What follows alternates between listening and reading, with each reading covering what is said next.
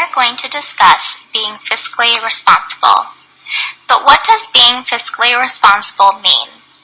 Why should you be fiscally responsible? Finally, how can you be fiscally responsible? Being fiscally responsible means managing your money so that you can meet your long-term and short-term goals. Budgeting is the first step on the road to financial success. Controlling your day-to-day finances allows you to do the things that you want to do. Some of the things you may want to do with the savings you will gain from being fiscally responsible include paying for college, going on vacation, getting a down payment for your house, and buying a new car. The first thing you need to think about when becoming fiscally responsible is your income. The income you make depends on your job in the workforce, your level of education, whether you are paid a salary or wage, and the level of your skills. Let's review some key vocabulary about the workforce. The workforce is the total number of a country's population employed in the armed forces and civilian jobs, plus those unemployed who are actually seeking paying work. A job is the duties, responsibilities, and tasks performed by an employee exchanged for pay. A salary is agreed upon and regular compensation for employment that may be paid in any frequency, but in common practice is paid on monthly and not on hourly, daily, weekly, or piecework basis.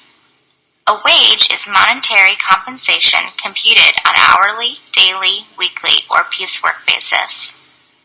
Skill development is when a person enhances their abilities through education or training. This makes people more apt to be hired and more competitive in their field.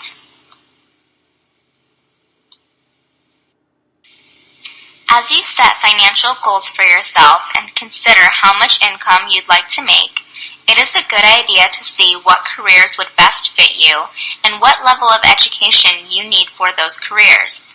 There are many choices you can make after high school, including attending a community college, attending a 4-year college or university, joining the military, and joining the civilian workforce.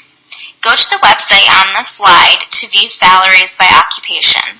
Check out the occupations you are considering. Once you have an idea of the income you'd like to make or are making, you can create a personal budget. A budget is a written record of the money that flows in and out of a household. There are 2 ways to classify income.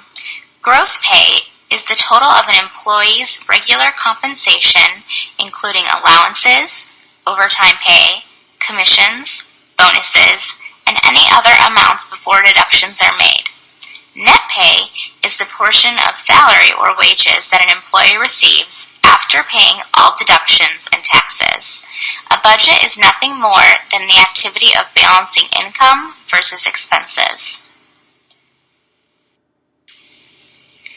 To create a budget, begin tracking your expenses. Next, figure out the amount of money in total you are spending. Consider the things that you have to spend money on in order to survive. Finally, consider what you are spending money on that is not a necessity. View the table above for an example of tracking a monthly budget. There are several types of expenses. Essential expenses are the things you have to have in order to live, or at least live freely. Examples of these are housing, food, and taxes. Non-essential expenses are things you do not have to have in order to live. Examples of these are books, movies, and video games. There are 2 types of essential expenses. Remember, essential expenses are things required for you to live. The first type is essential fixed expenses. These are the things you need to live that cost the same each month. Some examples include mortgage or rent, auto and home insurance, car payments, taxes, and school loans. The other type of essential expenses are essential variable expenses. These are the things you need to survive, but which costs may vary for. This can include car maintenance, gas, electricity, heat, or your phone. It is important to save your money for the long term as well as the short term to be fiscally responsible. There are many ways to save your money. The most common way is using a savings account. A savings account is an account from which withdrawals can be made for which interest grows on the balance. There is usually not a required minimum balance. Another way to prepare yourself financially for the long term is to invest. Investing is committing money or capital to an endeavor with the expectation of obtaining a profit. You will learn more about ways to save and invest in future units.